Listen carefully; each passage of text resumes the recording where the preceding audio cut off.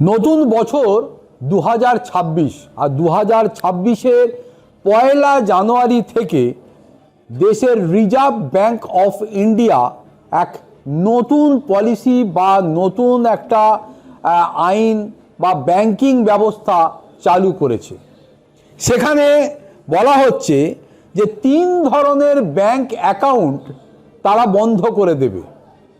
প্রশ্ন উঠছে, আপনিও ওই 3 ধরনের ব্যাংক অ্যাকাউন্টের মধ্যে পড়ছেন না তো?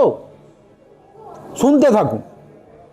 কারণ যদি ওই 3 ধরনের ব্যাংক অ্যাকাউন্টের মধ্যে আপনি বা আপনার ওই ব্যাংক অ্যাকাউন্টটি পড়ে যায়, তাহলে নিশ্চিন্তে থাকুন, ওটা বন্ধ হয়ে যাবে।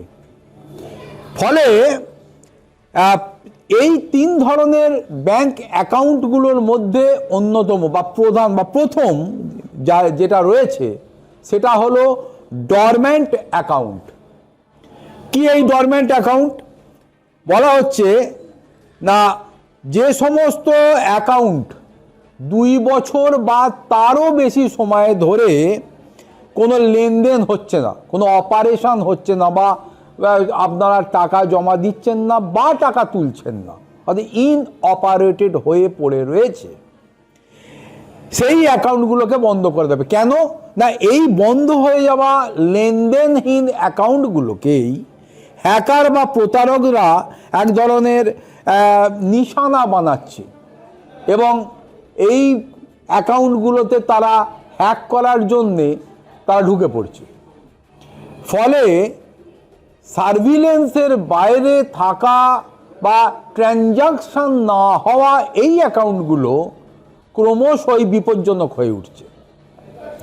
ফলে গ্রাহকের সুখ স্বাচ্ছন্দ্যের পাশাপাশি যাতে তার অর্থনৈতিক ডিলিংস, তার নিরাপত্তা 100% সুনিশ্চিত করা যায় এবং তারা যাতে কোনোভাবে প্রতারণা বা হ্যাকারদের ওই হ্যাকিংয়ের কবলে না পড়েন, সেই বিষয়টা নিশ্চিত করতেই রিজার্ভ ব্যাংকের এই হেন উদ্যোগ।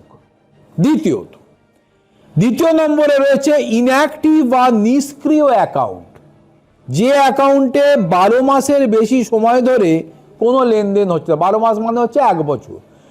যদি কোনো অ্যাকাউন্ট বিগত 1 বছর ধরে কোনো অপারেশন না হয়ে পড়ে থাকে, সেখানে কেউ আপনারা টাকা জমা দিচ্ছেন না বা তুলছেন না, এই ধরনের কোনো ট্রানজাকশান যদি 12 মাস বা গোটা 1টা বছরে না করে থাকে, তাহলে তা অপব্যবহার হওয়া এবং আবার হ্যাকিং হওয়ারও একটা ঝুঁকির মধ্যে সেটা পড়ছে।